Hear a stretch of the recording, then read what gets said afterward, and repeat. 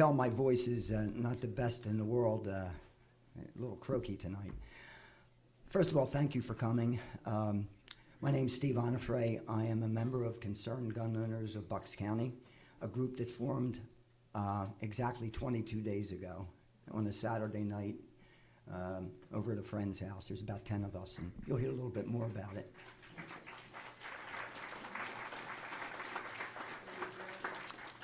So if you would, we're going to do two things. We'll have a pledge to the flag, so if you'd stand, please, we'll have a pledge. I pledge allegiance to the flag of the United States of America and to the republic for which it stands, one nation, under God, indivisible, with liberty and justice for all. Thank you. And now we're going to have the post-chaplain from the VFW. Mike, would you please come up and open us in prayer? Mike's a Korean War veteran. Hello, can you hear me? Thank you.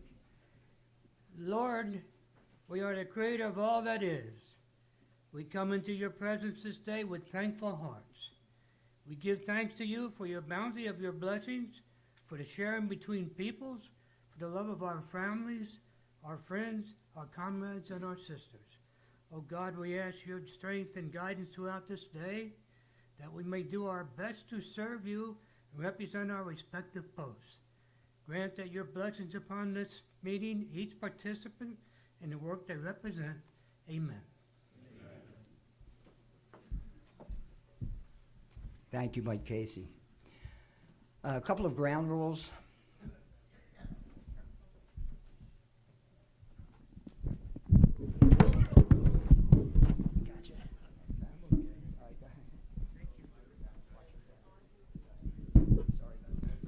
Thanks, Dave. No damage done. All right, a couple of ground rules in the meeting. We have a lot of material. 10 of us, we've been meeting many hours over the last 3 weeks in reaction to what has taken place very quickly to try to ban assault weapons, and that's in quotes, and some high-capacity magazine.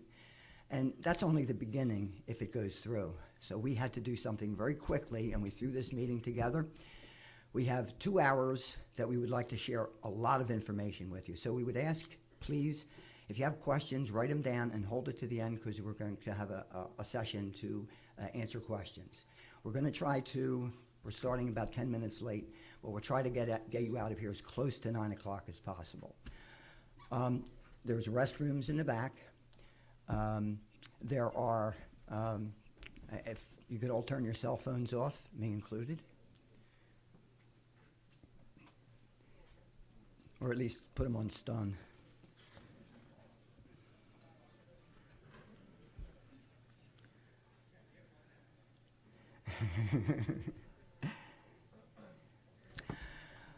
To open it up and give an overview, there's a video that was a young lady produced a week after Sandy Hook, which really spawned this activity of a lot of government bills and regulations coming to the table to confiscate and ban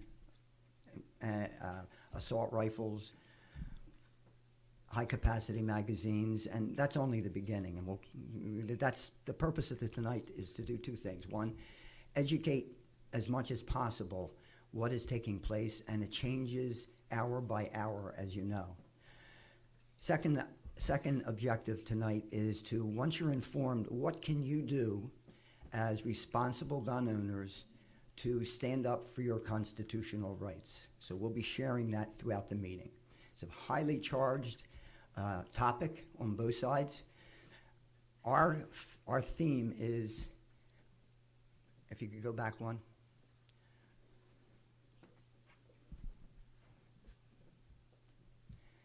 Our theme is the peaceful line in the sand.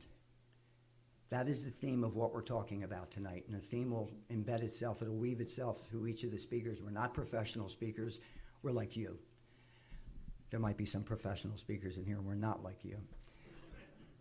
All right, Jen, probably to really, in 3 minutes and 45 seconds, give you the best overview of what this is all about.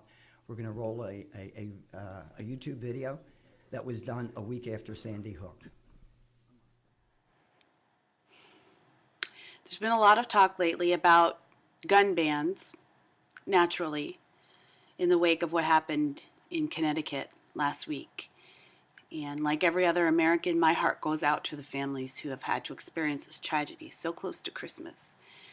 And I'm not one of those people who admonishes any American for bringing up the issue of gun bans and the Second Amendment in the wake of a tragedy like this. I think it's natural and normal. And I think it is an opportunity to discuss this issue openly. I wanted to have my 2 cents as someone who was formerly anti-gun and formerly anti-Second Amendment. Yes, not anymore, but I used to be.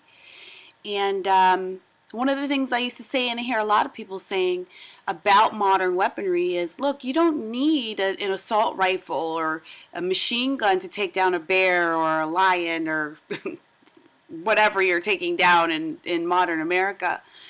And that's true, but it's also a mistake to believe that the Second Amendment was made for hunters. It has nothing to do with hunting at all, and this was one of the things that surprised me when I started researching the Second Amendment. It has absolutely nothing to do with hunting. It has to do with freedom and what the ability to brandish a weapon means to your freedom. Because your freedom needs to be protected. And how do you protect freedom? Well, let's just think about the last group of people in this country who are forbidden from owning guns. That would be black people. Why? Because we were slaves. And what would happen if you gave a slave a gun? Well, they would no longer be a slave, right? Because a gun is one of the most powerful weapons in any revolution. Our founding fathers knew that, and that's why they enshrined it in our Constitution. They were revolutionaries.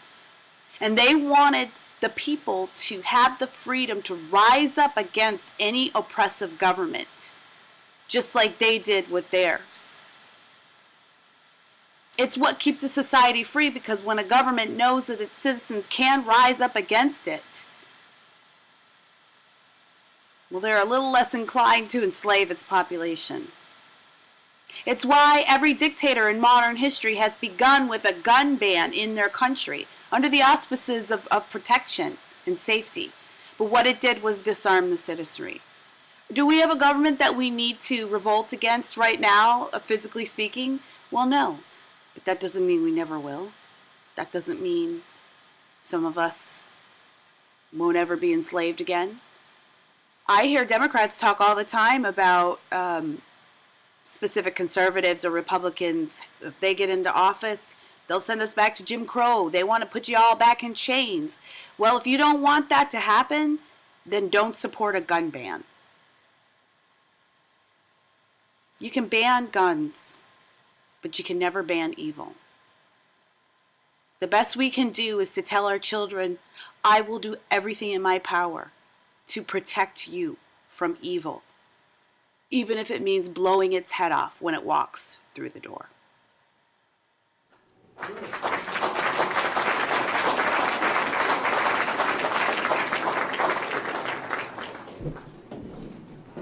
That young woman was eloquent in what she said, and she's presented it succinctly and accurately. And that is our message tonight. And we are blessed to be citizens of this country. You probably are aware that we have the most unique country that's ever been on the face of the earth, in that it's we the people that have empowered the government. There are really three forms, three constituents, if you will, of our government. We the people, the several states, and what we the people in the several states have given to the federal government to enact. We've seen a turning of the tables over the last several years, where it seems like people look to the federal government for being the ultimate source. And really, the ultimate source is right here in this room, we the people. With that as a little background, let me introduce the gentleman who said to, he called around and he said, why don't you come over to my house Saturday night and we'll have a little discussion. Let me introduce you to Mike Tilley.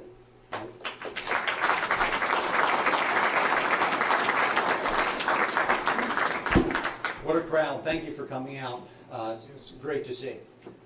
I'm a contractor by trade. Of course, when 2009 came through, after the election, 2008, I became a political activist. Okay? That's how I know all these good people. The other thing is that I'm an Army veteran.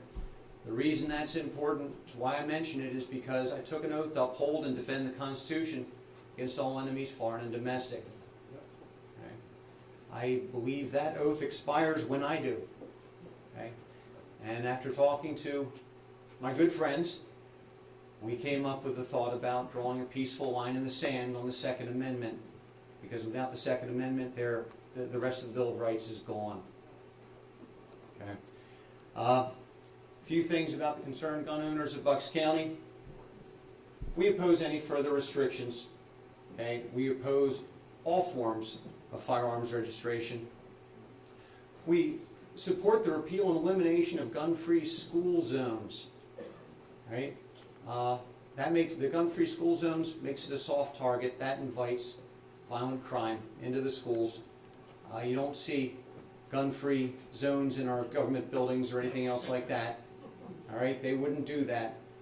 If anyone's serious about fixing any potential violence in schools, they're talking about putting an air guard, an air marshal style security, some type of armed security in the schools, something like that.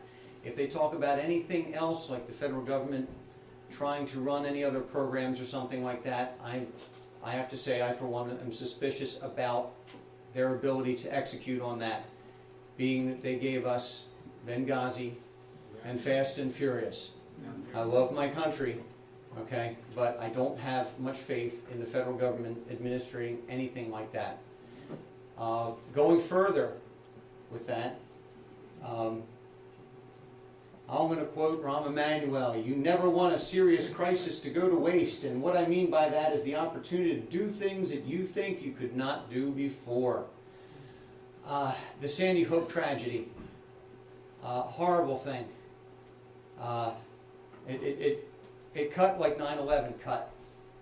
Okay. That being said, as bad as it was, the politicians wasted no time to politicize it, do what they could to further their gun control agenda.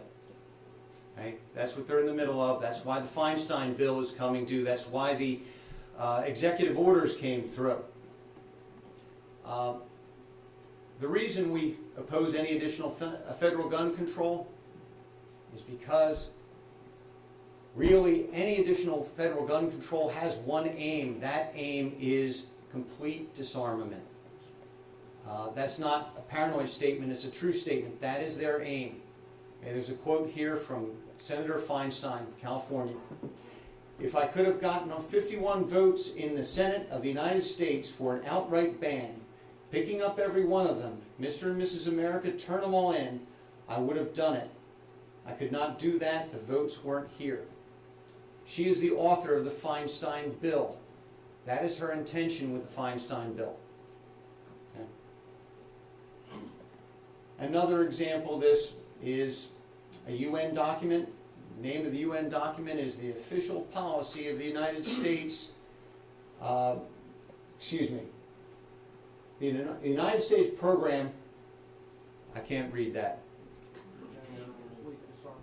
The complete disarmament in a peaceful world. Right? Well, okay, but that is an official United States document. You can buy that on Amazon.com right now. I ordered one. It didn't come in time. Okay?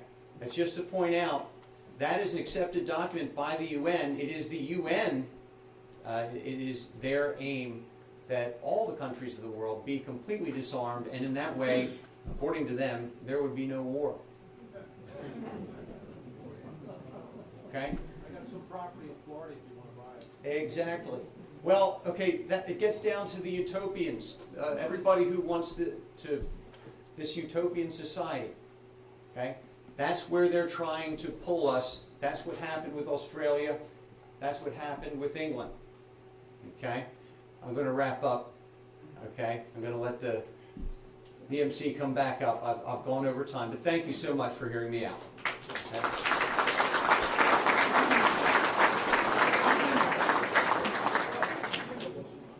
Thank you for your service. Well done, Mike. Mike was scared to death tonight earlier. He did. Not true. You done good, Mike. As you can see, the tone that has been set is we face almost an insurmountable problem. There has been momentum building in this direction for years, and it's time that we draw a line in the sand and say no more. That's what we're here to do tonight.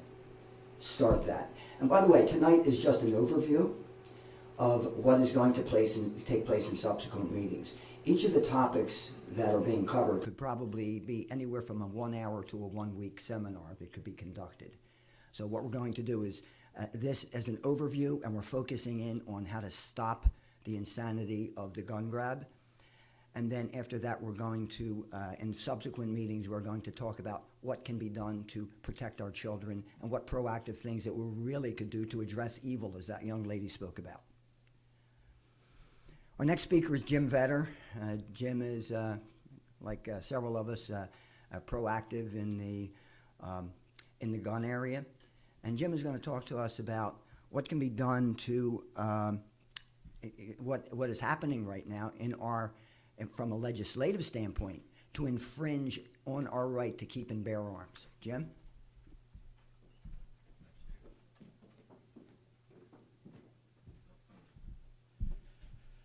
Basically, there's three things we're going to cover real briefly that are the current threats that this government is putting on us as gun owners. We're going to go through the Feinstein bill briefly, then we'll talk about the executive orders that Obama came out with a week ago, and also the small arms treaty at the UN, which is always hanging out in the wings. So next slide. So if we look at the gun ban, again, I don't think everybody's quite read the bill, but these are the highlights we've seen so far. The first thing it's going to do is ban the sale, transfer, manufacture, and importation of 157 specifically named weapons. And the key thing in the operative thing is transfer. That's de facto confiscation, because in 50 years now, when everybody in this room has passed on, we're not going to be able to pass our guns on to our kids. So what this is generational gun control right here.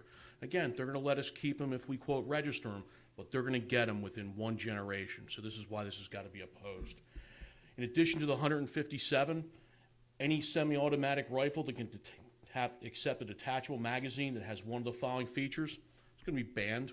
Pistol grips, forward gripping stock, telescoping stock on the M4s, all those things, gone. Can't have them anymore. They're going to grandfather them in, but only if you register them. And if you register them, when you pass away, you're going to be heading them over to the federal government. Semi-automatic pistols that can accept detachable magazines that have one of the following: threaded barrel, second pistol grip up front, magazine that mounts anywhere other than the grip.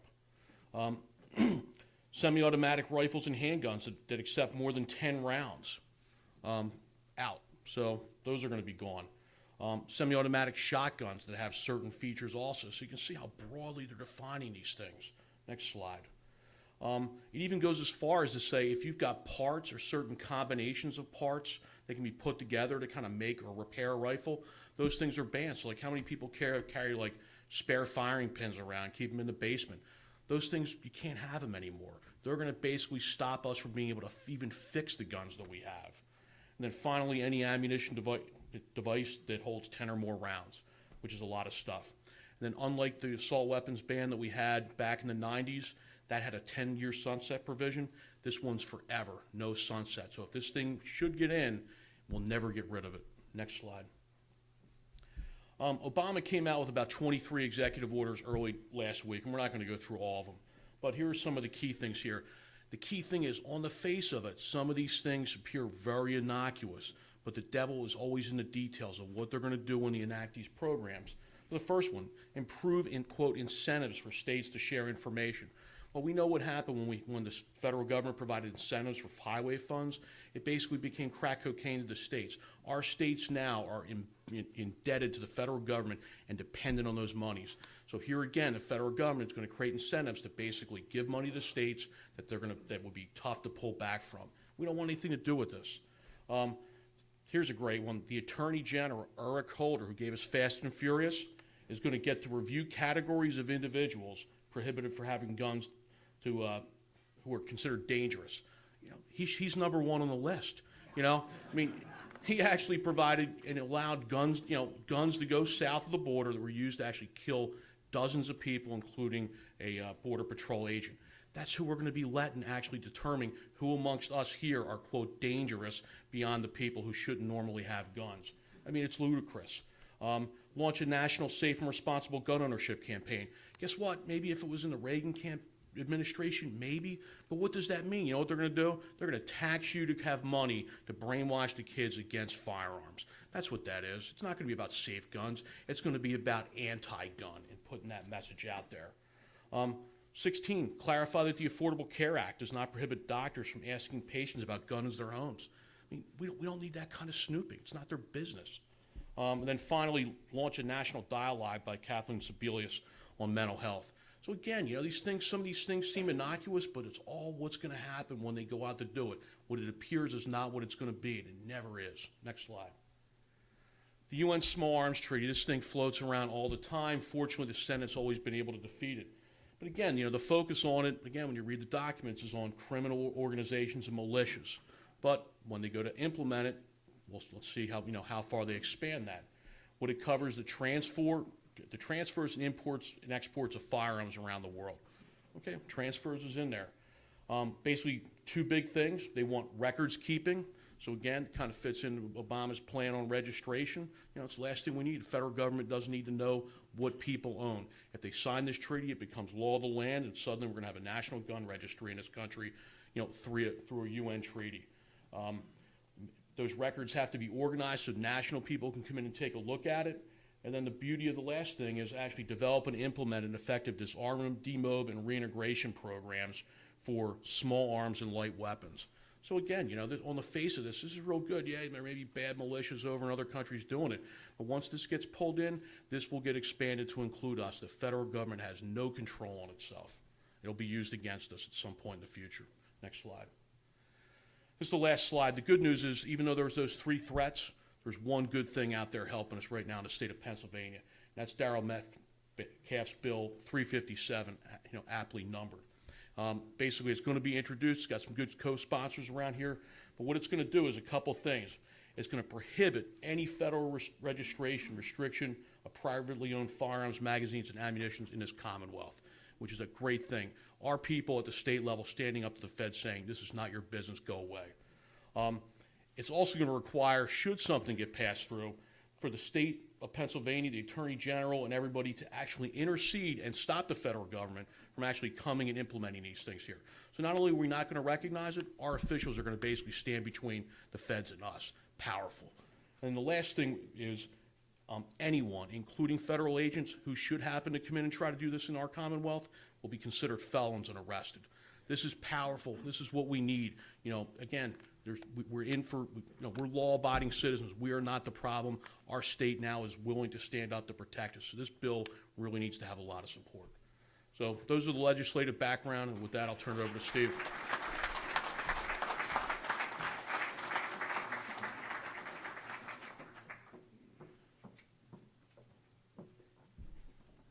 Well said, Jim. We reached out to Representative Metcalf last Wednesday when he announced House Bill 357, and he was unable to meet with us tonight, but he said he would be more than happy to come to one of our future meetings. We then reached out to a co-sponsor here in Bucks County, Paul Clymer over in Percy, and he too, and he called me back, and we spent 15 minutes on the phone. He's behind us 100%. In fact, he belongs to Paletown Rod and Gun Club up in Quakertown. So he's behind us. He understands it. He's a co-sponsor of the bill. If there's something that you could do tonight and this is really a proactive thing. There are some petitions over here that we just got fresh today. It was published today by Metcalf's office to sign that to support House Bill 357. So they're over on the side table over there. Our next speaker, Dave Sager, is quiet-spoken gentleman, but a powerfully spoken gentleman. He's going to talk to us about the Second Amendment. Dave?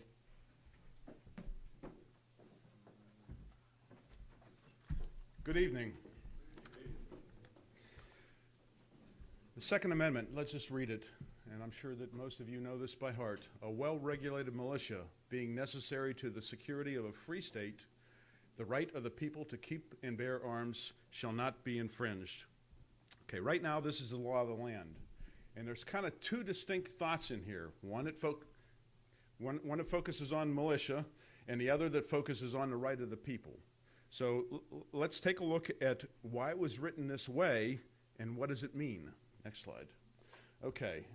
The Constitution was ratified in 1789, and the Bill of Rights was ratified in 1791. Now picture these folks from the states going down to Philadelphia to the Constitutional Convention. Most of these states already had conventions of their constitutions of their own, so they took them with them. That was going to be the basis for the U.S. Constitution. So here's a couple that focused on individual rights. First, from the great state of Pennsylvania, as it was written in 1776, the right of the citizens to bear arms in defense of themselves and the state shall not be infringed. New Hampshire, different words, same meaning. All persons have a right to keep and bear arms in defense of themselves, their families, their property, and the state. Next slide. All right, now there were a couple states that, more than a couple, that decided to focus on militia. And here's a couple here. Maryland Constitution, that a well-regulated militia is the proper and natural defense of a free government. And similarly in Virginia, that a well-regulated militia comprised of the body of the people trained in arms is the proper, natural, and safe defense of a free people. So you can see how this came together. They took the militia part from the states, and then they took the individual right part from the states, and they combined them. Next slide. This begs the question, what is a militia? What did it mean to the Founding Fathers? We can't go back and ask them, but we can certainly see what they wrote. George Mason, I ask, sir, what is a militia? It is the whole people, except for a few politicians. And from Virginia, Richard Henley Lee, a militia, when properly formed, are in fact the people themselves and include all men capable of bearing arms. Now let's take this a little bit further and look at what some of the other Founding Fathers had to say. George Washington, a free people ought to be armed. Here's a couple quotes from Thomas Jefferson. The strongest reason for the people to retain the right to keep and bear arms is, at a last resort, to protect themselves against tyranny in government. And again, Thomas Jefferson, no free man shall ever be debarred from the use of guns. Okay, we're going to do one more quote, but there's a point here to be made. Whenever these folks went to Philadelphia, they argued a lot about a lot of things whenever they were putting together the Constitution. They did not argue about the Second Amendment. There was virtual agreement. Now here's a quote from Sam Adams that I think kind of sums it up. The Constitution shall never be construed to prevent the people of the United States who are peaceable citizens from keeping their own arms. Powerful stuff. Next slide. Okay, so what is the meaning of the Second Amendment? It's not about hunting. It's not about shooting competition. It's not about killing deer. Thank you, Governor Cuomo. It's about defense of self, family, property, the ability for citizens to get together to form a militia to defend the state, and this one is most critical, establish an armed citizenry that would discourage a tyrannical government. Next slide. Okay, so the Founding Fathers were God-fearing people. They understood evil, They understood the nature of man. They knew that man, when there are no checks and balances, he's prone to corruption and he's prone to abusing power. So with that in mind, they constructed the U.S. Constitution. And we can see it play out in today's newspaper. Separation of powers of state between the executive, legislative, and judicial branches. We see that all the time occurring. Balance between the federal and the state governments, okay? And then balance between the federal government and the people. And this most critically comes through in the Bill of Rights. It comes through in the election booth. But you have the First Amendment, the Second Amendment, part of the Ninth, and part of the 10th. Clearly, part of the balance of power. Next slide. All right. So, if the Second Amendment is about balance of power and protecting against a tyrannical government, what exactly is balance of power when you talk about weaponry? Well, in Christ's time, it was a sword. At the time of the American Revolution, it was a flintlock. Today, it's the AR-15 and a Glock with as many bullets as it can hold.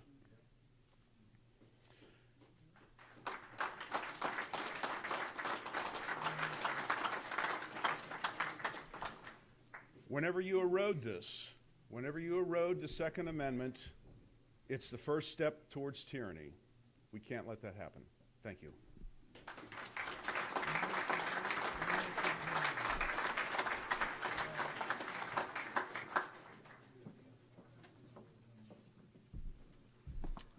Thank you, Dave. Excellent. We're going to pass a plate around. This is like church in a sense, to help defray the cost for the hall rental and the AV equipment rental, things like that. So if you're so moved, please feel free to drop $1 or $2 in the bucket. Our next speaker has has lived on both coasts of the country, from New York City to California. Carlo Gruletto is, at this point, very active in our organization, and he has been termed our philosopher. So, Carlo, would you come up, please, and just share some of your thoughts with the group?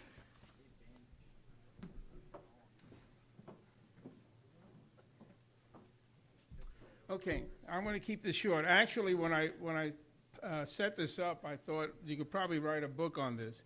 But one of the sounding themes that I've always had is those who cannot remember the past are condemned to repeat it, from the 20th century Spanish philosopher George Santayana.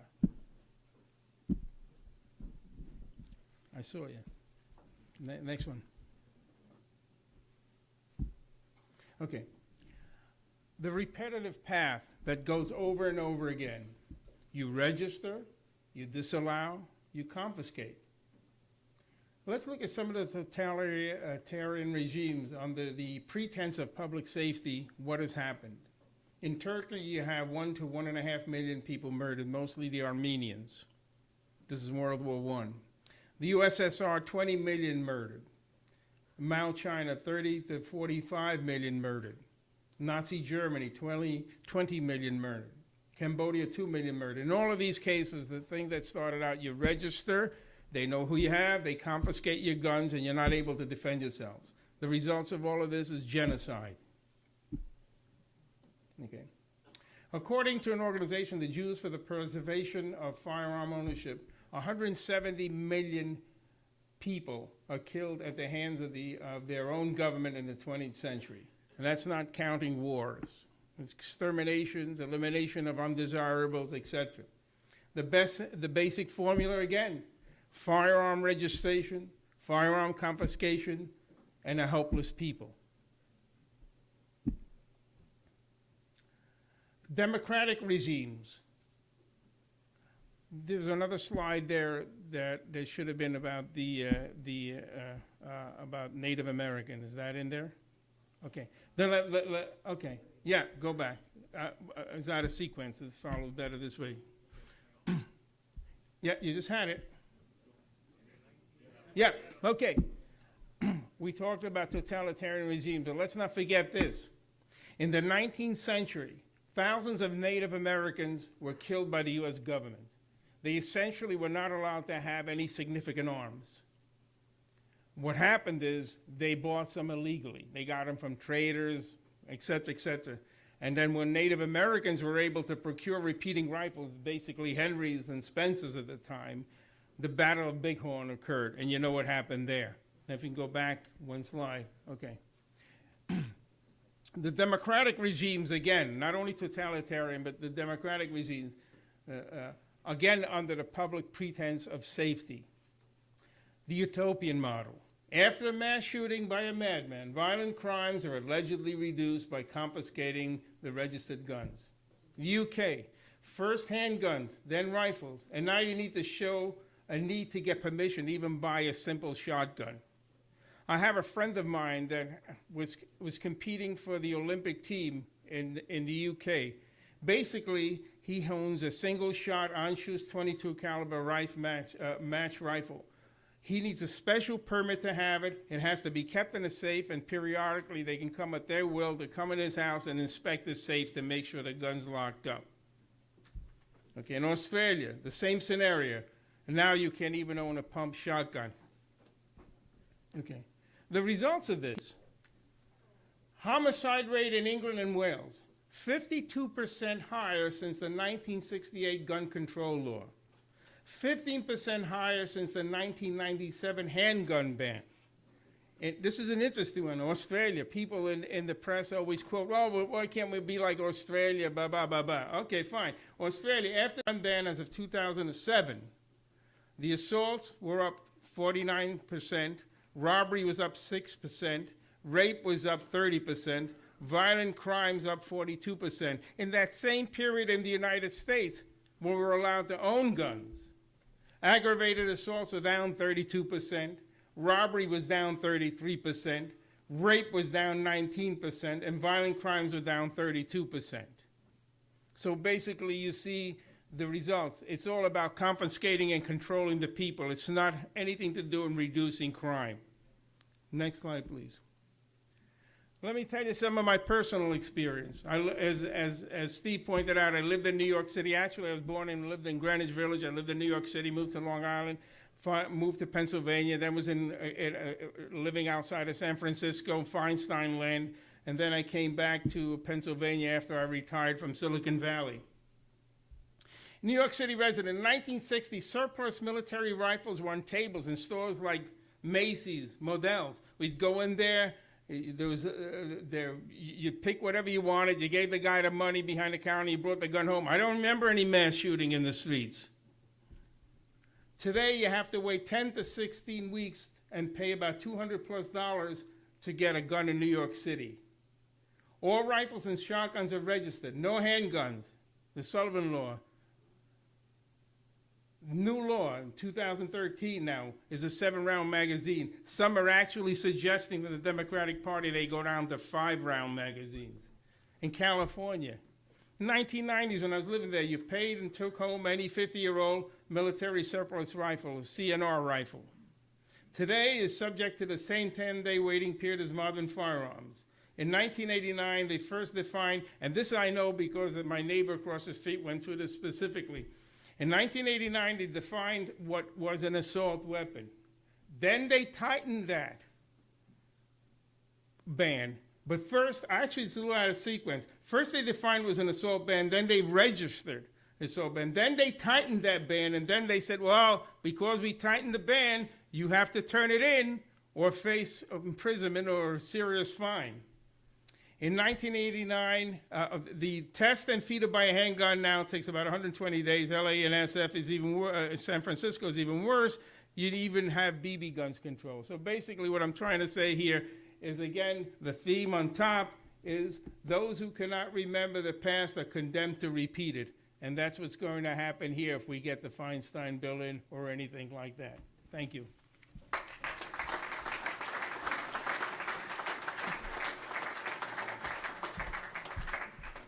Thank you, Carlo. Well, we've seen our speakers so far have talked about from the broad level down to the state level. Now, I'm sure a lot of you have heard activity taking place at the sheriff level.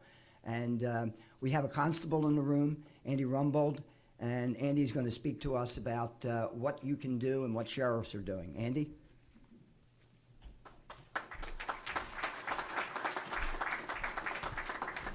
I want to say it's real encouraging to see this many people here, and including a lot of friends of mine and family, so I thank you for coming out. Who here has heard about in the news about any of the sheriffs making public statements? Okay, that's most of you. That's great. Well, I'm going to give you a little, I heard it too, and I got curious about why that was, and I started looking into it. I'm going to share the information that I found with you guys. So, you know, what I'll tell you is there's a lot of information. Take this information and research it more in depth for yourself. So the history of the county sheriff goes at least back to England, and he protected the rights and interests of the king, who was the sovereign at the time. So then after the revolution, us citizens, we all became the sovereigns. You know, all power rests in the people, and the sheriff's office remained, and it became his duty to protect the rights and property of the citizens, who, all of us, who are now the sovereigns from unlawful action. Next slide, please. So the sheriff is the chief law enforcement officer in the county. This has been confirmed by historical documents, court cases. He's elected by and answerable to the people. As a matter of fact, besides the position that I hold as constable, we're the only elected, you know, I'm actually a peace officer. We're the only elected law enforcement in the county. All other police are hired, they're employees. So the sheriff is duty-bound and fully authorized to block any unconstitutional action by any federal or state agency. And, you know, a lot of people think the role of the sheriff is strictly judicial, you know, just carrying out the court, serving warrants, moving prisoners, handling foreclosures. But that's actually an evolution of his office. Next slide. So I want to show a short video here, a 3-minute video from Sheriff Richard Mack. And if any of you don't know him, he's the former sheriff of Graham County, Arizona. He graduated from the FBI Academy. He was elected Official of the Year in 1994. He's also NRA Law Enforcement Officer of the Year in 1994. And he founded the Constitutional Sheriffs and Peace Officers Association. And this video was actually taken at a convention. He's speaking to law enforcement. So go ahead, roll. Abraham Lincoln said that America will never be destroyed from the outside. If we falter and lose our freedoms, it will be because we destroyed ourselves. The reason that's up there is so that you start wondering what we're really supposed to be doing today to make sure we don't falter. Do any of you, when you took your oath to uphold and defend the Constitution, did you think that that was only going to be because cartels and drug runners are going to be violating the Constitution and destroying our freedom? If you look at history, where has the real threat come from? Who has murdered more people throughout world history? Cartels? There are more instances of the abridgment of freedom of the people by gradual and silent encroachments from those in power. Look at that. Of those in power than by violent and sudden usurpation. Where is the real threat? And where is the threat today? We can safely rely on the state legislatures to erect barriers against the encroachments of the national authority. Here's James Madison again talking about the reason we have the 10th Amendment, so that we can erect these barriers.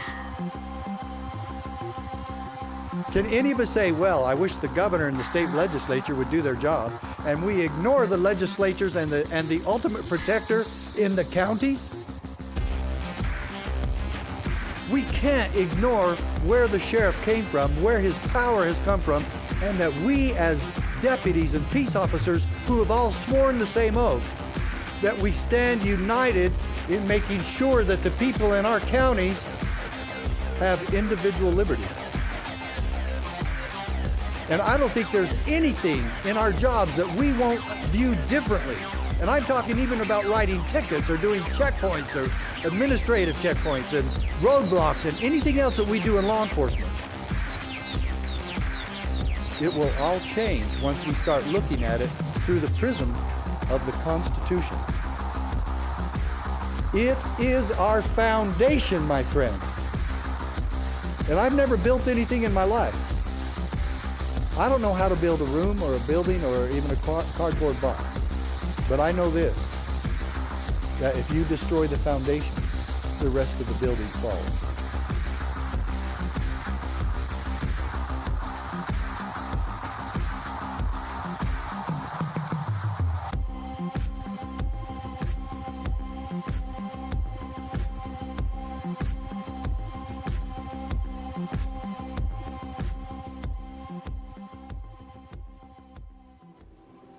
So that's a great video, and I think it really brings home, the fact of what the real role of law enforcement should be. Because we live in a constitutional republic here. The Constitution or the government doesn't grant us rights. It establishes our natural and God-given rights and limits the government. We've already gone through, the other gentlemen have spoke about the Pennsylvania Constitution. This existed long before the federal Constitution. The people have a right to bear arms in defense for themselves. It was rewritten in 1968. The right of the citizens to bear arms in defense of themselves and the state shall not be questioned. Next slide. So everybody takes an oath. Everybody that either serves in the military, law enforcement, or even our elected officials all take this oath. They swear, there's a lot of different terminology, but the essential part of it is that we all swear to support, uphold, and defend the constitutions of Pennsylvania and the United States against all enemies, foreign and domestic. And you'll notice that that oath is not sworn to the government, it's not sworn to the people, it's sworn to defend the Constitution. And that's really the critical part. Is because you can get a group of people together that can vote in majority, to try to take away rights, but that's not how it should be. Next slide, please. So I said, there is some historical, verification of this. Anderson on Sheriffs is a treatise, and what that basically means, it's like a well-researched legal document. Walter H. Anderson has a doctoral degree in law. He was a member of a couple state bars plus the Supreme Court bar. So he wrote this treatise on the law of sheriff, coroners, and constables in 1985. It says, in the exercise of executive and administrative functions in conserving the public peace, in vindicating the law, and in preserving the rights of the government, the sheriff represents the sovereignty of the state, and he has no superior in his county. Next slide. There's also a Supreme Court case. It was combined. There was two cases, Sheriff Mack and also Jay Prince, who's a sheriff from Montana. This went to the Supreme Court in '97.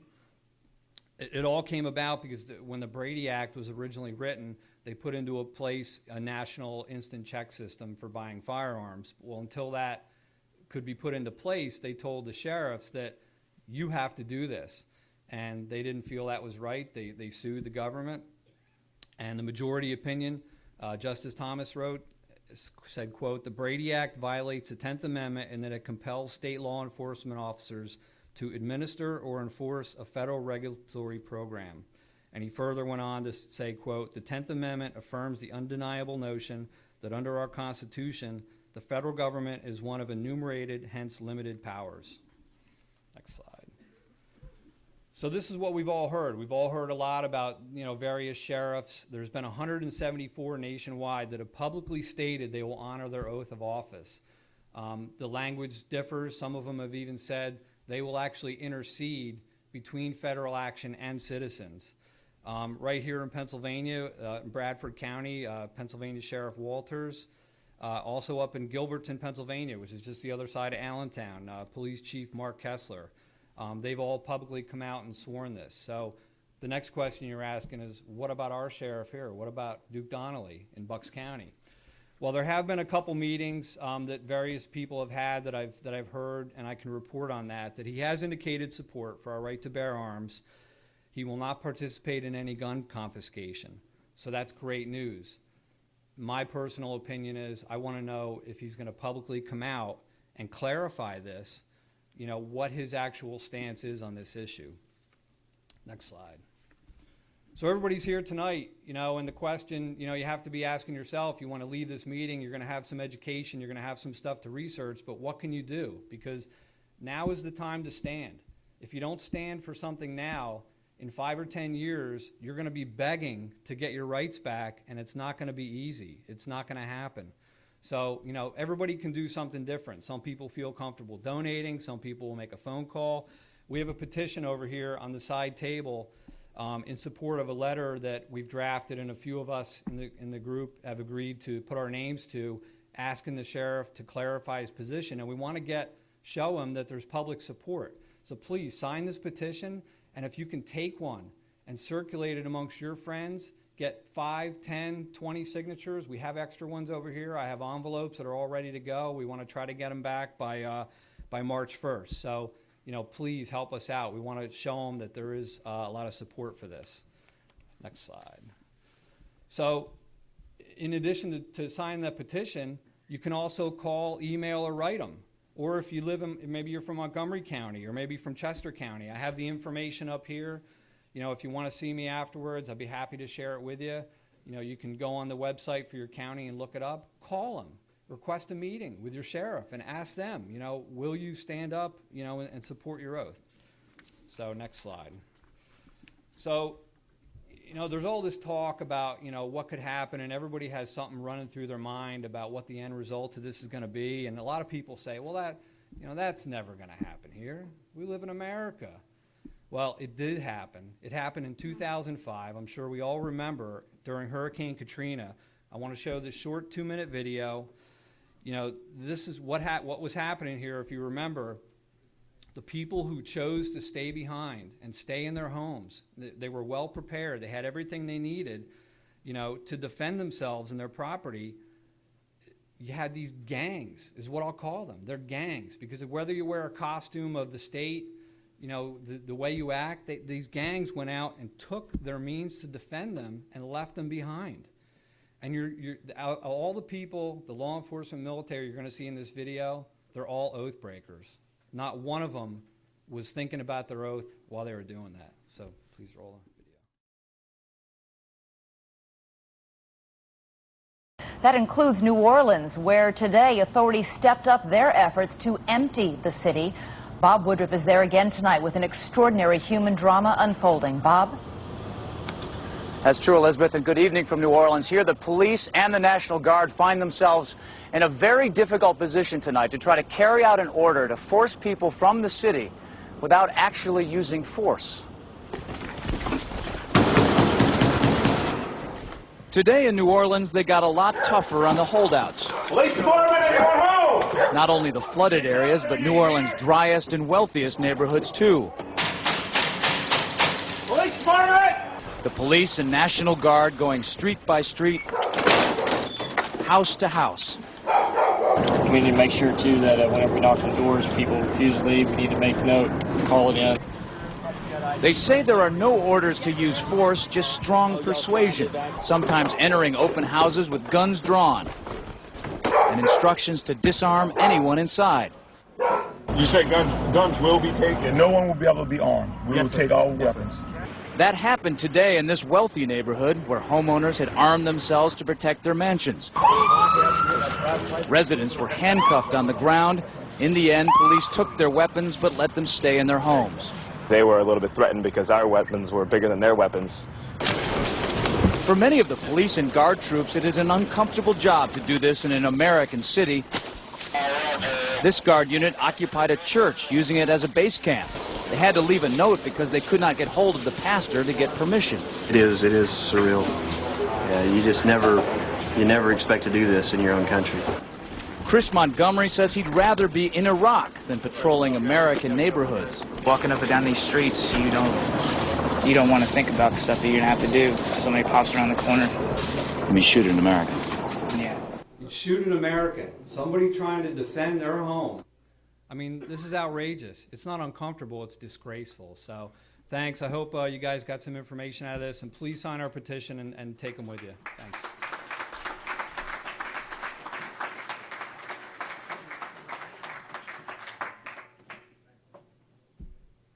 Thank you, Andy. Great job. As you can see, there's a theme running through this, that we are standing on solid legal grounds called the Constitution. And Andy just hit on the point about taking oaths. And so let me ask a question here. Next slide, Jim, please. Let me see a show of hands. How many of you in your life have taken an oath to protect and defend? Wow. I'm guessing, look around, hold your hands up high, please, and everybody look around. We probably have 40–50% of the crowd that has done that. Thank you. And the common theme here is the words, as Andy pointed out, whether you were an enlisted man or an officer, whether it was whether you were a service person or whether you were a law enforcement officer, military or law enforcement, I will support and defend the Constitution of the United States against all enemies, foreign or domestic. Could be and. Andy's words had and in his, and there are some nuances in the wording for this. I remember taking my oath as a young 22-year-old who had just graduated college, and I'm thinking to myself as I had my hand, protect and defend the Constitution. What is protecting and defending? I should be protecting and defending my country. What am I doing defending the Constitution? A year later, I was in Vietnam, and we didn't think about defending the Constitution at that point. Now, almost 50 years later, I have an appreciation for protecting and defending the Constitution. Next slide. Let me give you a premise. The Constitution is the law of the land. And who mentioned foundation, about doing foundation? Dave, I think it was you. Building something or? Sure, okay. Thank you. Well, think of the Constitution as a foundation, and those of you who have ever built anything, or even if you played with your children and grandchildren with blocks, if you have a foundation and you get those blocks and you get off of that base, you're going to reach so high and you're going to have your building topple. That's what's happening right now with people ignoring the Constitution over the last decade or 2 decades especially. We're reaching a tipping point in this country. Our line in the sand is today. And if you take a look at the wording in the Second Amendment, and let me emphasize something here. And as Dave talked about, there's 2 portions of the Second Amendment, the first being the militia and the second being the individual and their responsibility. The right of the people to keep and bear arms shall not be infringed. Here is Dianne Feinstein's bill. I'll have it up here if anybody who hasn't seen it wants to take a look at it. This is basically a preliminary copy of it. I printed it off last night. And what struck me in this, right up here, and then you can see it with your own eyes, I'll leave it on the table. It says here, the purpose of the bill, to regulate assault weapons, to ensure that the right to keep and bear arms is not unlimited, okay? And for other purposes. So what I did was I pulled out that quote, and it's down here at the bottom. So I want to focus on this not unlimited piece. This is doublespeak, all right? If you say it's not unlimited, that means it's limited. Look at what the Constitution says, shall not be infringed. I have a copy of the Daniel Webster's 1828 First American Dictionary at home. It's a replica of it. And this afternoon I looked up the meaning of the word infringe. To break, to violate, to transgress, to neglect, to neglect to fulfill or obey, as to infringe a law. To me, this is in their own words, they are infringing on the Second Amendment. Right in their own words. Why do people ignore this? Why hasn't somebody stood up and said, and by the way, they take the same oath that we did as military or law enforcement officers. You know what impeachment is with government officials? It's when they have done treason, high crimes, and misdemeanors. Is it a high crime to knowingly break your oath and try to destroy the Constitution? Jim, next slide. Net, ladies and gentlemen, it's time to draw that peaceful line in the sand. And with that, let me introduce our next speaker. We have William Marsh. He owns a manufacturing complex right here in the industrial park where we are located. It's called American Bar Products. Recently, he was on the Huckabee Show a couple of times. And last Friday night, he was on the radio show on 1210. Gary Arnell, okay, 1210. He was on there for an entire hour fielding questions coming in from the audience. So without further ado, William, can you come up, please, and just share some thoughts with us?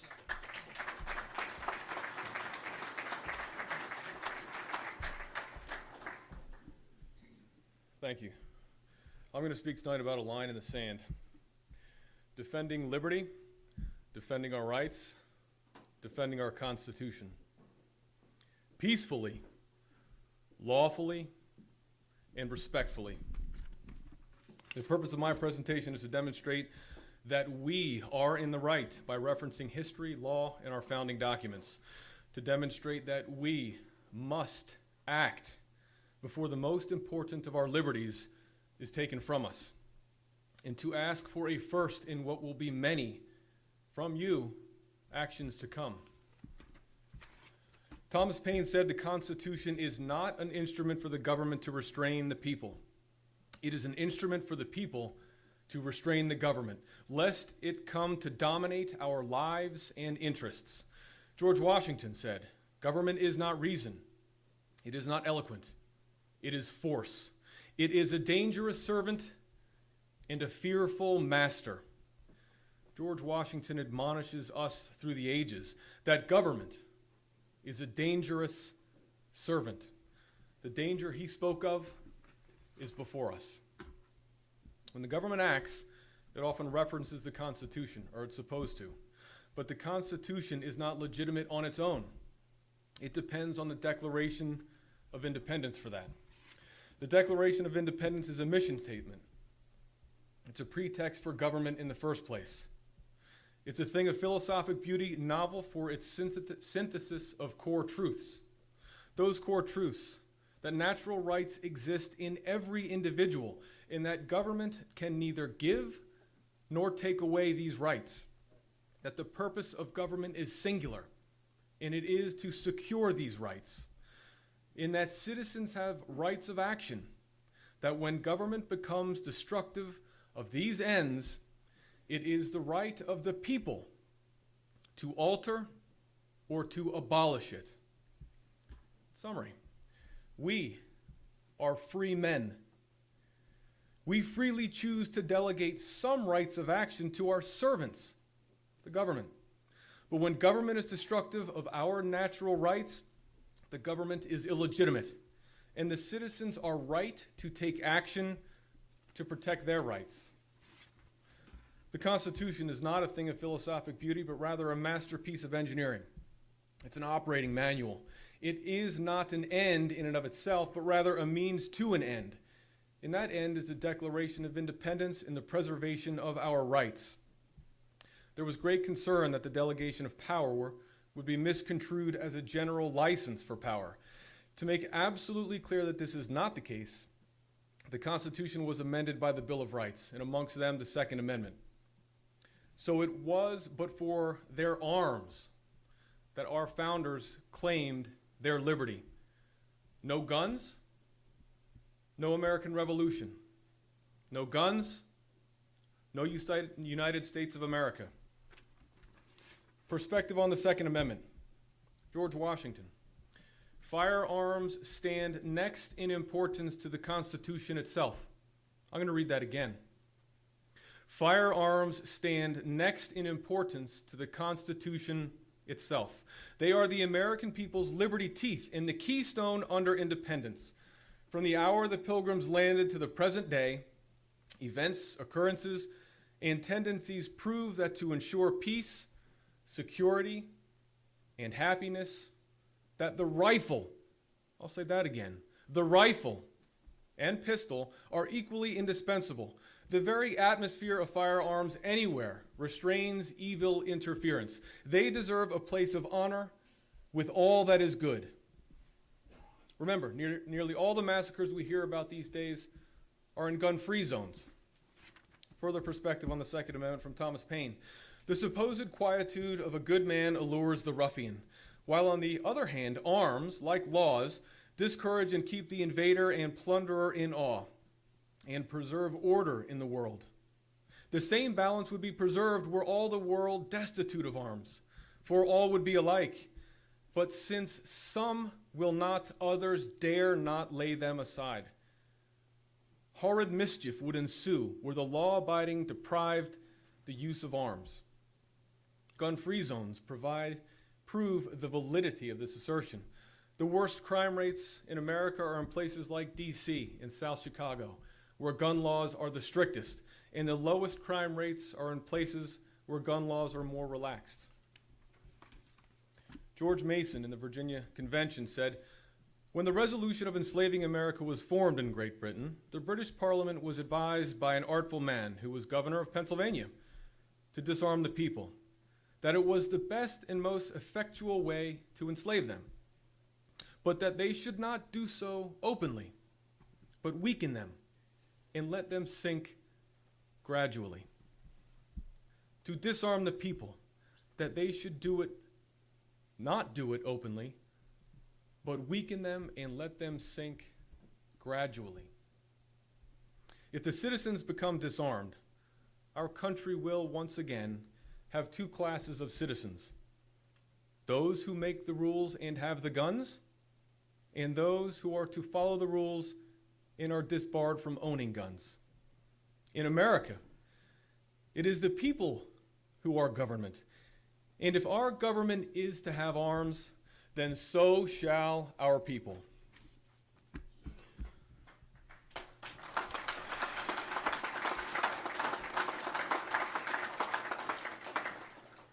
There is a saying, when the people fear the government, there is tyranny.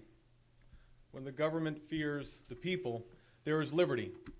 Are we foolish to fear our government? I'll list some grievances, from petty to severe. We're disallowed from buying incandescent light bulbs. Pretty petty.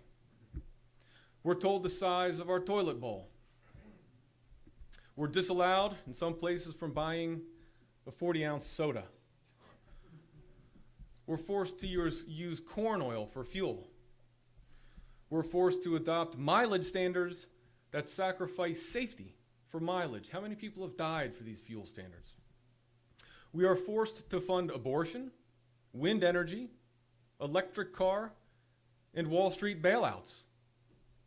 We are now forced to participate in Obamacare while they confiscate 40% of our income.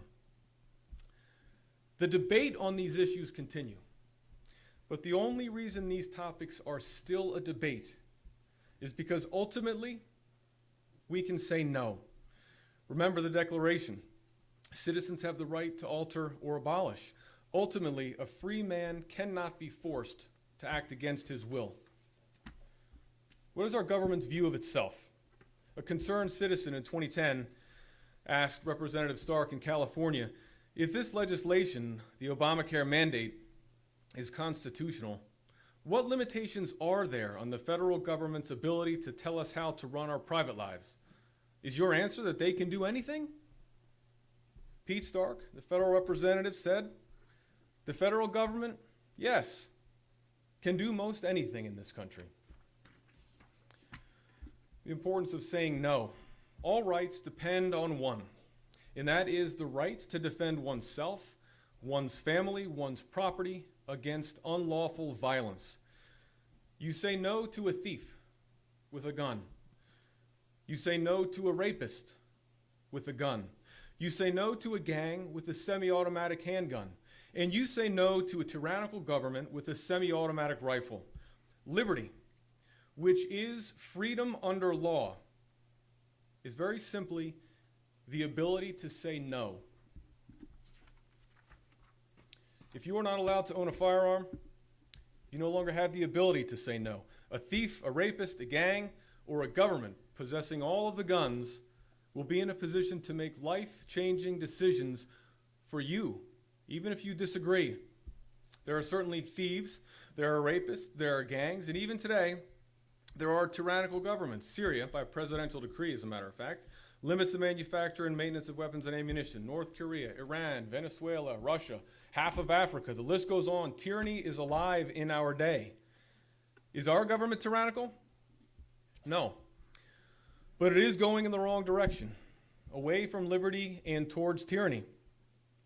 By lawfully owning guns, We remind government who is master, the people. We are. And who is servant. They are. Our insistence, the law-abiding citizens' absolute right of owning arms, is a check on the government. By owning guns, we ensure that our government will never be tyrannical. As we've heard tonight, front lines are being drawn. State legislatures, including in Pennsylvania with HB 357, county sheriffs across the country, and citizens even in New York are planning the largest act of civil disobedience in state history, where gun right activists are urging everyone to defy Governor Cuomo's registration mandate. And I remind you that free citizens, we, are the ultimate repository for liberty. So we make a call to the good men of Pennsylvania. Across the country, patriots are once again standing in the age-old battle between liberty and tyranny. And I look at each one of you. You have a role to play. You have a mission to fulfill. You must not shirk your duty. Our forefathers fought for us, and we fight for our children. To preserve liberty, you must draw a line in the sand. I'm going to ask you tonight to make a pledge, and it is a lawful, peaceful pledge to maintain your God-given rights to say no to unlawful government. Our group intends to publish an open letter to the government. And when you came tonight, there were 2 pieces of paper on your chair. One of those 2 pieces of paper is what I'm going to read now. And it is the pledge that we intend to publish in local newspapers to draw the line in the sand. And I'll read that now, and you can follow along. Repeating the words of July 4, 1776 in the Declaration of Independence, we hold these truths to be self-evident, that all men are created equal, that they are endowed by their Creator with certain unalienable rights, that among these are life, liberty, and the pursuit of happiness. To secure these rights, the Constitution was ratified in 1789, and the Bill of Rights was ratified in 1791. These documents established a constitutional republic anchored by the principle of balance of power. Separation of powers was established between the 3 branches of government, between the states and the federal, between the people and the federal government. The Second Amendment was one of several to establish a balance of power between the people and the federal government. The Second Amendment peacefully discourages an overzealous federal government from establishing tyranny over the people. Whereas the right of the people to bear arms in defense of themselves shall not be questioned. Whereas the registration of firearms is the most effective precursor for the disarmament of the people. Whereas limiting the type or capacity of firearms available to the people will dangerously alter the balance of power between the people and the federal government. Whereas a shift in the balance of power between the people and the federal government will destabilize the republic. Whereas additional restrictions on law-abiding citizens will not prevent evil at the hands of the lawless, but will endanger the lawful at the hands of the lawless. Whereas any attempts to further restrict the right to keep and bear arms by law-abiding citizens is unlawful, we, the undersigned, will peacefully and lawfully refuse any further attempts to restrict the right of the people to keep and bear arms. We are asking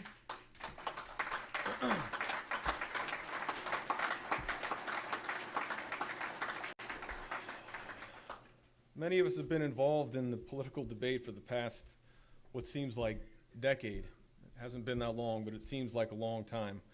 And we've all wanted to do something, and I'm sure you've all burned out sneakers and your arms have been tired carrying placards, and when an alert goes out to call your representatives, you call your representative, and we do all of that.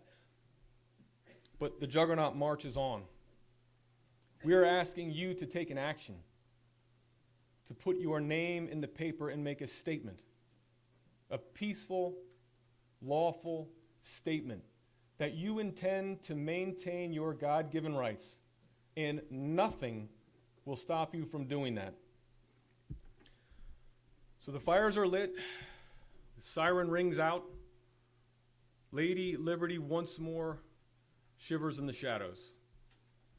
There are but two questions. Are there patriots yet in these hills? And will they rally to the standard for liberty? And what I tell this audience is that the men in our group, when it comes to our right to bear arms to protect ourselves, our family, our property, our communities, and our country, we will not yield. Thank you.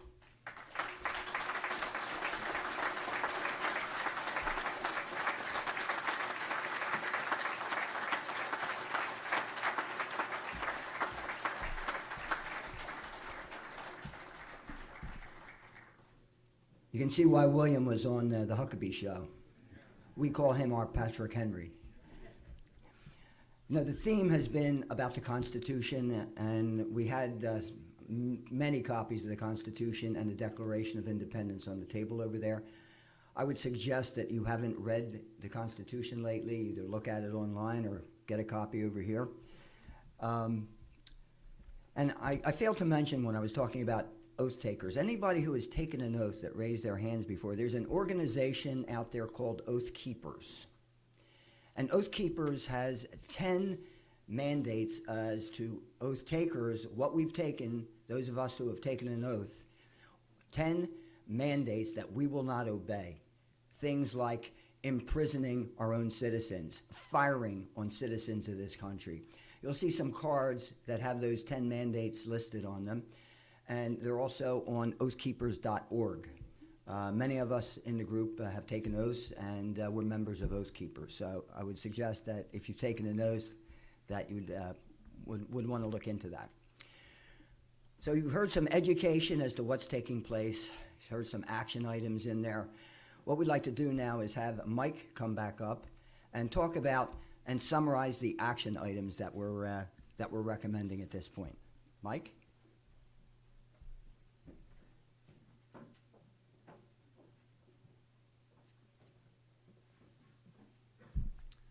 Thank you. Next slide. These are the goals. Number one, stop passage of new federal gun control legislation. Number two, get state, county, and local protection from federal gun control actions. Number three, proactively and continuously work to remove any and every legislator from office that supported gun control, such as this Feinstein bill in 2014. Okay.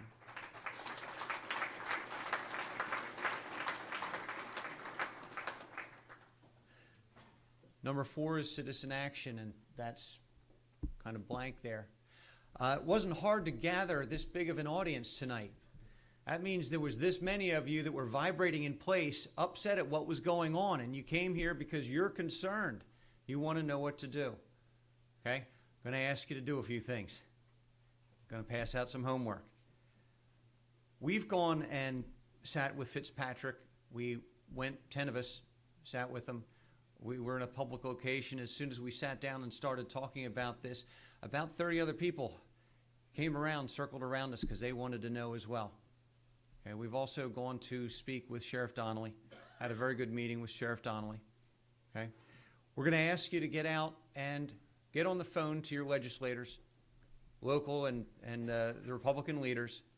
Okay, get on the emails, write some letters, get that done.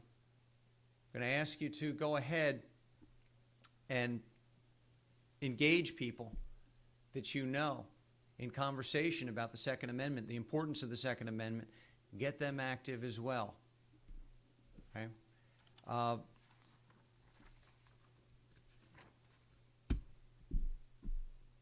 From here out, William gave an open letter. If you please do sign that, if you're so compelled, please do sign it. Leave it here with us. Okay? There's an action item list that you have. Okay, I'm going to go over that briefly. We want you to join the NRA, the Gun Owners of America, the Constitutional Sheriffs and Peace Officers Association with Sheriff Mack, the Jews for Preservation of Firearm Ownership, and the Oath Keepers. We'd ask you to join them all. They're good organizations. They'll keep you hooked into this, okay? And they're doing fantastic work for the Second Amendment and our freedoms.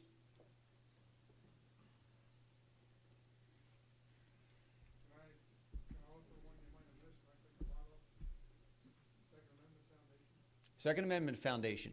There's a lot of organizations out there. Please, let's support them as much as we can. Okay? Please support and promote Darrell Metcalf's Right to Bear Arms Protection Act. Okay? Educate and engage law enforcement officers, police, sheriffs, state police, anybody like that. Okay? Going to ask you to be as vocal as you can. All right? Please take this sheet with you. Treat it as homework if you would. Get done whatever you can. All right? We're down to the wire, as William said. It's also, you get this stuff done, you're also going to have to consider, in the end, something that would be on the order of civil disobedience if that becomes necessary. The Second Amendment has this huge deterrent. There's at least one Japanese admiral that it impressed enough to keep an invasion force off of this continent. Admiral Yamamoto, when faced with the possibility of invading this country during World War II, he refused to do that because he said that there was a rifle behind every blade of grass. All right? So what other evils has the Second Amendment kept at bay that we don't know about? We came here to talk about a peaceful line in the sand. We've been petitioning for redress for quite a while. This long train of abuses has gone on quite long enough. Okay? I stand behind the peaceful part of the line in the sand. But when it comes down to it, that may mean civil disobedience. Still peaceful, but civil disobedience. Okay? That means when they come to confiscate, if that's what they do, or they ask you to register, or whatever. You have to make up your own mind what you're going to do. But I know what I'm going to do. I will not comply. Okay? In a peaceful way.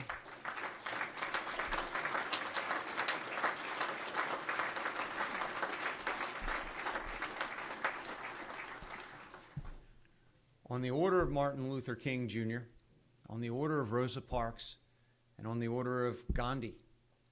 Okay, if you want to look for an example of how this works, look into Nullification, the book Nullification by Tom Woods. Look up how Gandhi made salt in defiance of the British government. Okay? It came at a cost. It did. I won't lie to you. But it was successful in the end. Nullification has worked throughout United States history as well. Okay?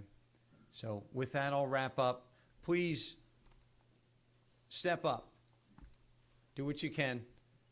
Move forward with this. The time is now. Thank you so much for coming.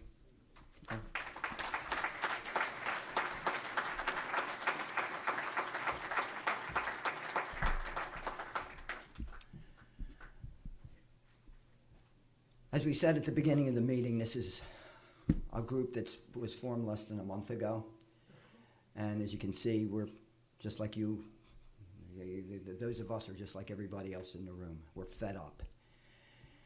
If any of you out there, let me see a show of hands. How many would be interested in attending further meetings and getting engaged? Wow, okay, most of you, if not 95%. Immediately, I'll tell you where our weak spot is right now. If there's anybody in the room that can help us with a website, there's two things. Website, so that we can start to get our message out there so that we don't have to assemble everybody every day or once a week.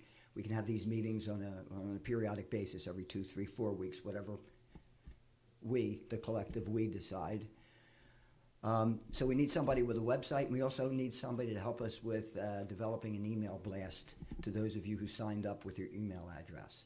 So if there's anybody that would be interested in helping us and taking the lead on that, please see me after the end of the meeting, okay? What we'd like to do now is gather the team up to the front here and throw the mic open, if you will.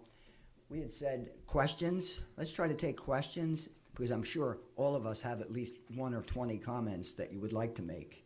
But you can make your comment and then frame it in that of a question. So, gentlemen, if you would come up, please.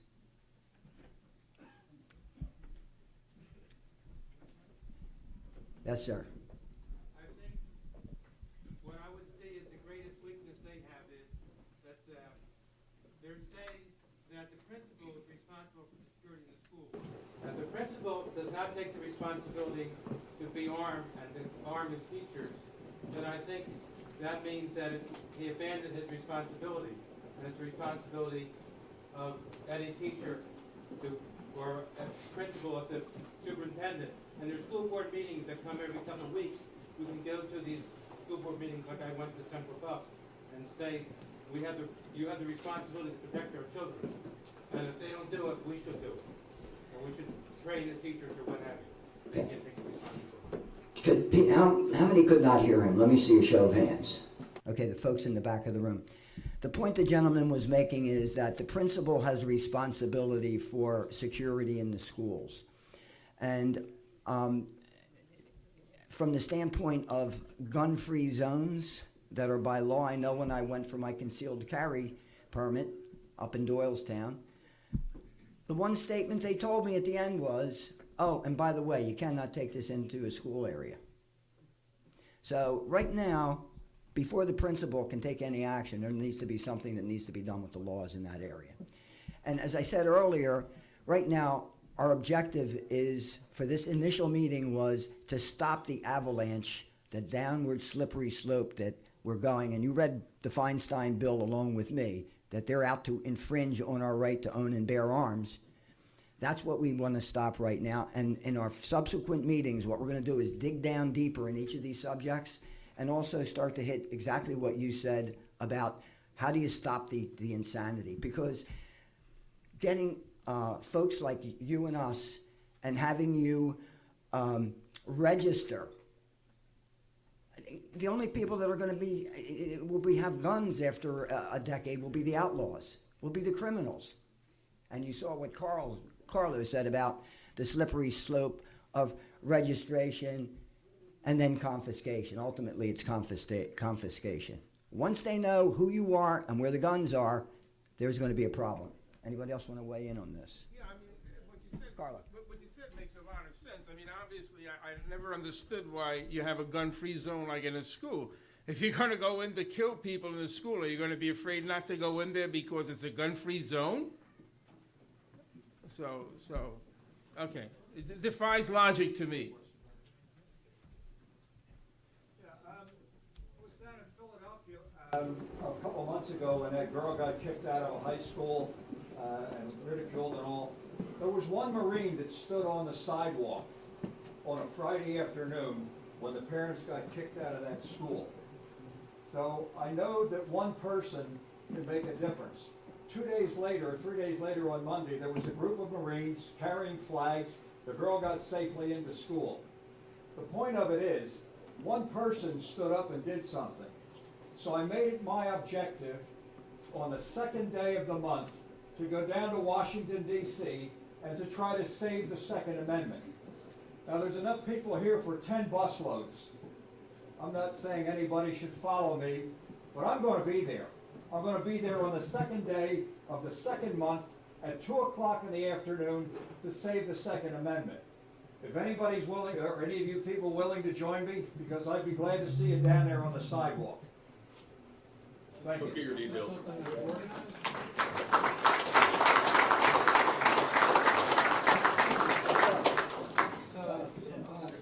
Yeah, like this, thank you guys for calling this meeting together. Looking around and I see a lot of people here that care about the Second Amendment, but one thing I don't see is a lot of younger people. I guess my question to you would be, and you don't have to answer it now, but think about how you're gonna get some younger people together. Because you guys might be able to save this for now, but that's only for a short period of time. What are you gonna do? What's gonna happen in the future? There's a lot of people out there that are younger and do care about it, and there's also a lot of other people that are asleep Yeah.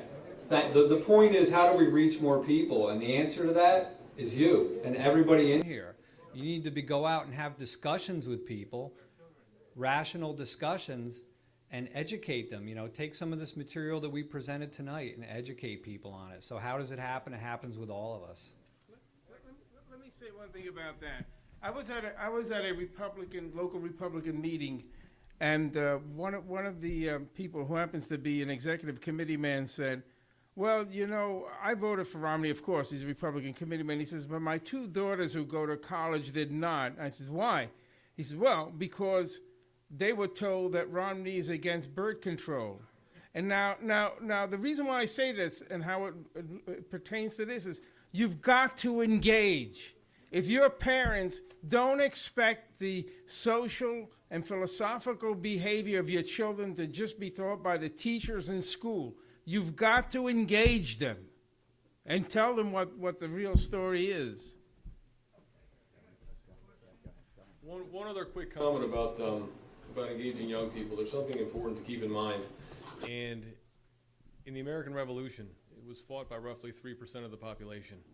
And a small minority of people can have a very strong impact if they are committed to action. And you're absolutely right, we have to educate and make up for a lot of lost time, because kids these days, I'm a product of the public education system, and I didn't know what the heck civics were. I had no idea. So you're right, we're fighting a very tough battle. But don't forget that a very small number of people can have a very big impact, which is why we're asking each one of you who showed up to sign. Because if we, the 3%, are not willing to commit in name and make a stand, it's going to be tough. Yes, sir. I think you're right. The open letter to the government, I see it wants you to print your name here. How much time do you have to get this stuff out? We have time. It's not something that's going to go to press tomorrow. I can print some of these up Please. and get people from my clubs and stuff to sign them Yes, please. and bring them where? Have we got details of where correspondence can be sent? There's an email on the meeting notice. So it's wdawes2 at verizon.net. And see me afterwards anyway. Okay? So here's two things on that. There's going to be a box on the exit. Put your name if you're willing to take a stand. That signed document in the box. And number two, join the email list so we can get back to you on. Paul Kreger, do you have a comment about where to send it?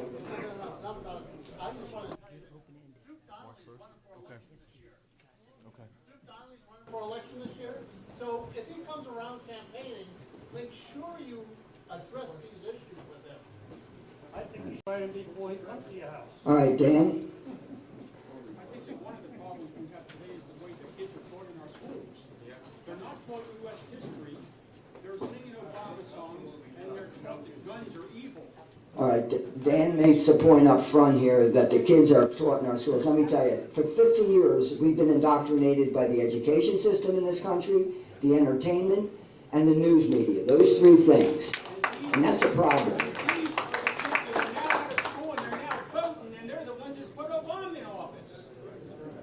All right, yes, sir. Yeah, I just want to bring up this guy brought a great thing about engaging younger people. I started with my kids. The kid Kyle, and he gets fed the most unbelievable liberal doctrine, and I used to try to shout him down. And I took a light tone, talked with him, let him read NRA magazines, showed him now he's a responsible gun owner, NRA member, and he can engage other kids. My 16-year-old, same thing. These kids, I've taught him how to go to school, how to talk to kids, and not just, not just shout them down, but how to use facts, how to talk to them, and actually discuss and show them how their logic is. Exactly. And the point that you're on, and we had discussion amongst ourselves, what happens after tonight? We know that you have a lot of ideas, and you're going to gravitate towards those areas that you're most interested in. For instance, education.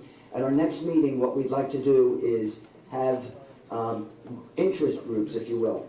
Could be education, it could be going after the Senate, it could be making phone calls.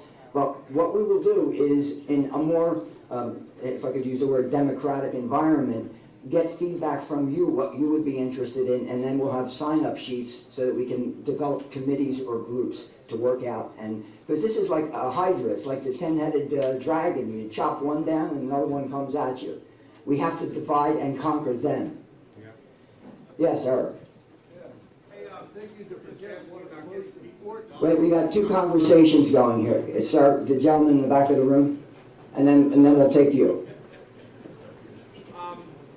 I drive for I'm an outside salesperson, so I drive for a living, and I've been to almost every gun range and gun store in this Philadelphia region. There are tons of people in these places on Friday, Saturday, and Sunday. Everybody here probably goes to Classic Pistol, to Tanner's, to Clayton's. You gotta get those guys involved. I saw Kevin from Tanner's here a few minutes ago. And these are the people you gotta get. I mean, these guys are making a lot of money from this, but if this happens, if this legislation ever gets through, they will lose that stream of revenue.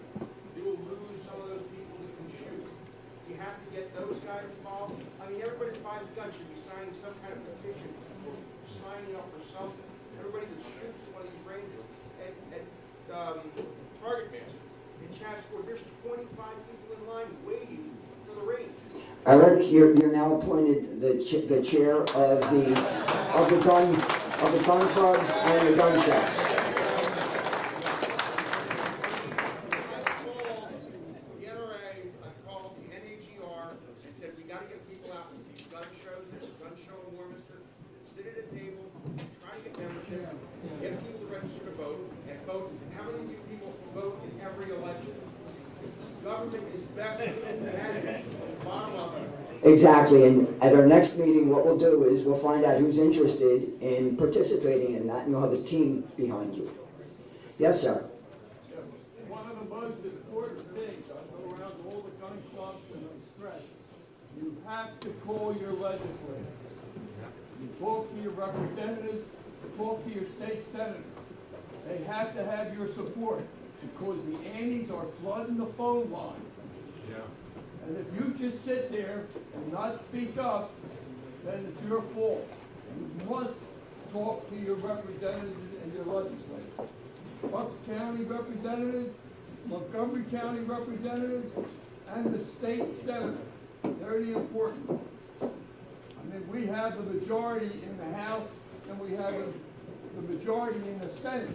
But we do also have some Republicans that are wishy-washy, and they're the ones you have to get in. All right, you're now in charge of the outreach committee to be. I'm serious. I'm serious. I got news for you. I do represent the state senate in the outreach program. Excellent. That's good. Yes, sir. I got a big mouth. I got a former command voice. I spent 38 years in service to our country. I'm a retired man. I'm sick and tired of watching the news and the newspapers and the Hollywood damn do-gooders with the mis and disinformation about fully automatic handguns that they don't know jack crap of what they're talking about. The first one that ever would come to a gun range wouldn't even know how the hell to put a magazine in it, which they call a clip. So I'm confused. Am I the slime of the earth that came back after 3 trips to Iraq? No. Well, what the hell's going on in this country? People, stand the hell up. I was in Iraq, and we've proved that by allowing each household to legally have a fully automatic AK, I'm not talking about an AKM or an MAK-90, I'm talking about a full AK with a 30-round magazine, we saw crime drop off the radar screen. Intimidations, murders, hostage taken, all right, rapes, murders, the whole 9 yards went away. You got to get sick and tired of seeing 3,600 to 3,800 bodies murdered a month in a city the size of Austin, Texas, piled up in a morgue 4 to 6 high. What's it take, folks? Gonna let the government do that to you? No way.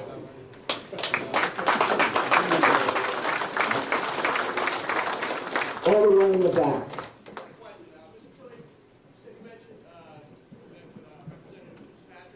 Yes.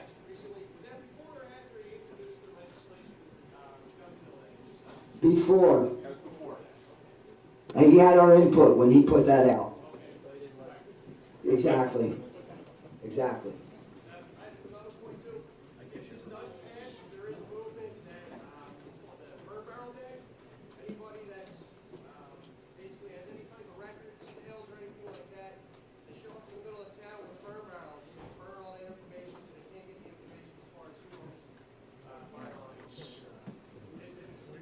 Good info.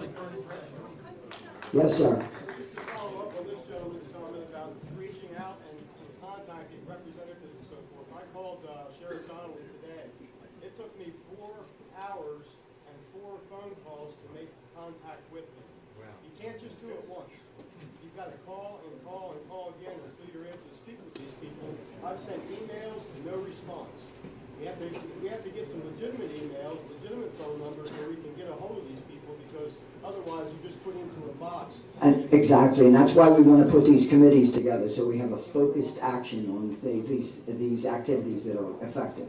Yeah, and just to speak with that, that's the importance of signing these petitions and circulating, because we're going to ask for a meeting with the sheriff, and we want to go into that meeting showing him, look at all these sheets of paper. This is the support. So thank you for calling. All right, the gentleman over here with the hat on. I just wanted to, about 15 years ago, my dad, my uncle, and I went up to Harrisburg and did a gun rally, about 10,000 people. That's almost the equivalent of a division's worth of people. About half of those people were armed. On the way back, what did we hear while we were driving down the turnpike? I almost went off the road. There was a big rally in Harrisburg today. 25 people were Senator Scott Hedges almost protesting the Clinton uncles. And there was a commercial, and then in other news, the Phillies are 4-0. And we just got completely ignored on that. So today you have things we didn't have 15 years ago. You have the internet, you have Facebook. So what? You lose friends. I'm dating now. And really, be conservative, being a gun owner, touch my be out there, be vocal, let people know where you stand.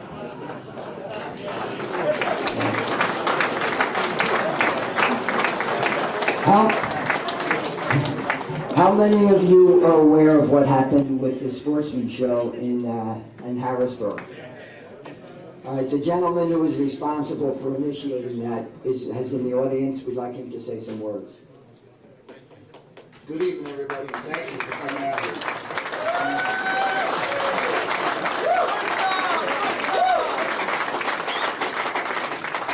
Thank you very much, but it's just a start. It's a drop in the bucket. My friend Rich and myself and another friend of ours, Tom, started a Facebook page.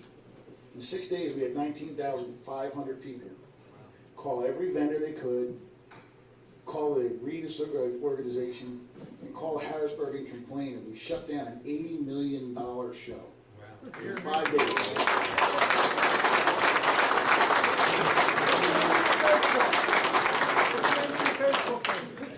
It's Boycott the Eastern Sportsman's and Outdoor Show. And there's another one called the 21st Century Minutemen. Everything we learned here tonight is going to be on that page. I spoke with Jim earlier. I'm going to get everything I can and put it on that page. There's a second page, actually it's an actual own web page all of its own you can find out about on the boycott page that is listing and keeping everything for both the Facebook pages in case they shut us down. It's going to have, I think, 600 of the vendors from that show on that page across the whole country. They can get the information out that way too. Start something like this in their counties, in their states, in their hometowns. We can win this. We just have to, squeaky wheel gets the grease, right? Let's get the grease.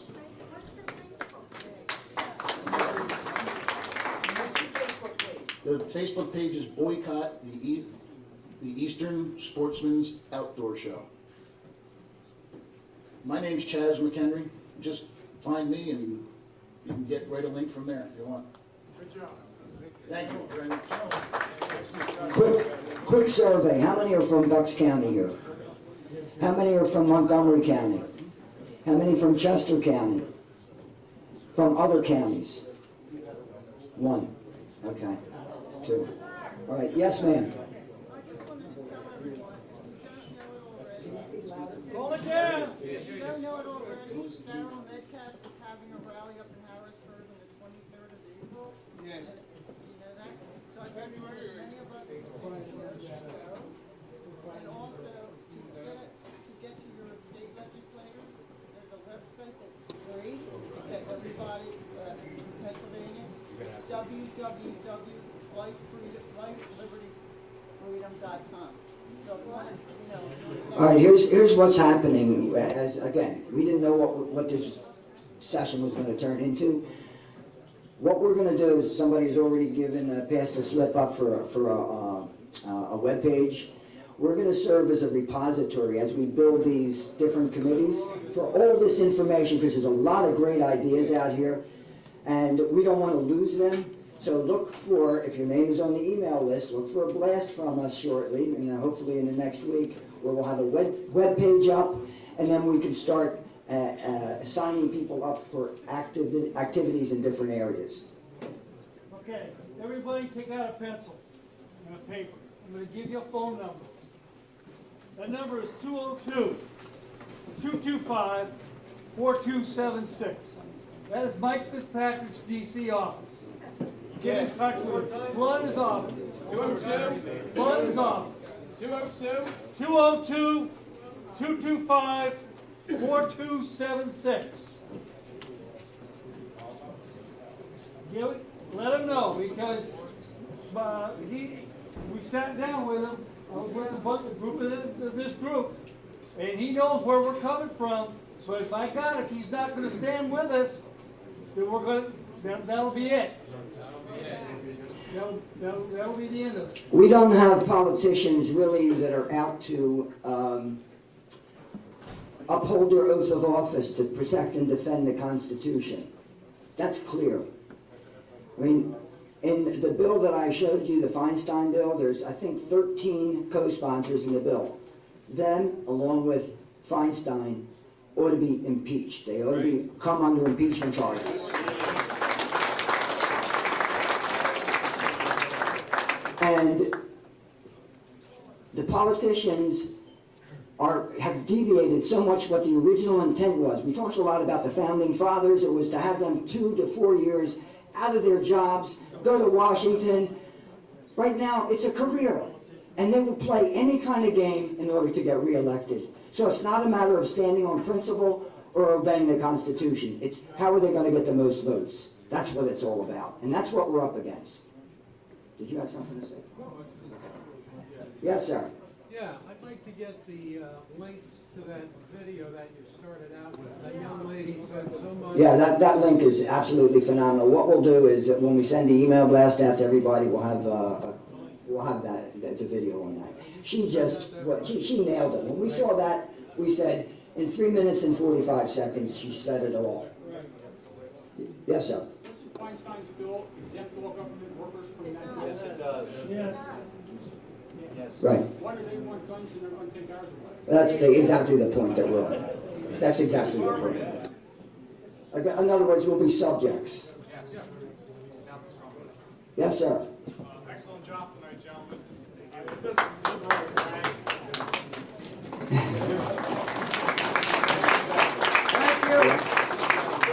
rank. The Feinstein bill gets through. How does it or will it impact stuff like the Castle Doctrine? Like what? Castle Doctrine, Defender Brown. Anybody know? The right to defend, the right to defend. How does it impact it? Will it? Will it? Yeah, no, be able to use a slingshot. Yeah, we don't know at this point. As I said earlier, this stuff is changing by the hour, literally. For instance, on Friday, there were, I think, 93 sheriffs in the Wall Street Journal that had signed up to stand their ground. It's almost 200 now. It's probably over 200 as of today. And I think, help me, there's 3,000 sheriffs in the country, roughly. Okay?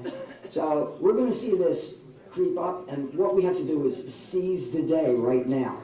Not wait, not talk, but seize the day. And we're going to hopefully get our act together as a focal point to make it happen here in Bucks County and outreaches into the other counties. There's no time. The question is there a time frame on the legislation yet? When I was online on the Senate, the 113th Congress Senate site, it still had not been posted. The piece of paper, that document that I had, was from a website that had a preliminary copy of what the bill is all about. So, and when I looked at the statistics, they said the odds of this going through, and it was very misleading, are I think 2%. And then they quoted 2% of all bills introduced make it through. But all bills are not created equally. This is a hot topic, and as you can tell by the news media that is backing up the talking points that's coming out of the administration in Washington, again, we're being indoctrinated. Our children are being indoctrinated. That's exactly what's happening. Yes, sir. Yeah, one of the things that I want to say is numbers count. My name's Ed Rosen. I used to have a radio show, Veterans Weekly Forum.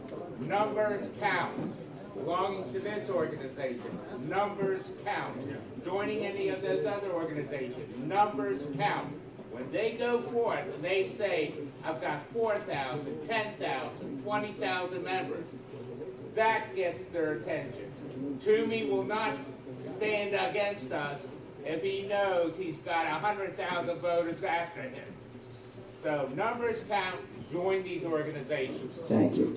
We promised you we'd get you out of here at 9 o'clock. We're out of time. We applaud you for coming out. Thank you.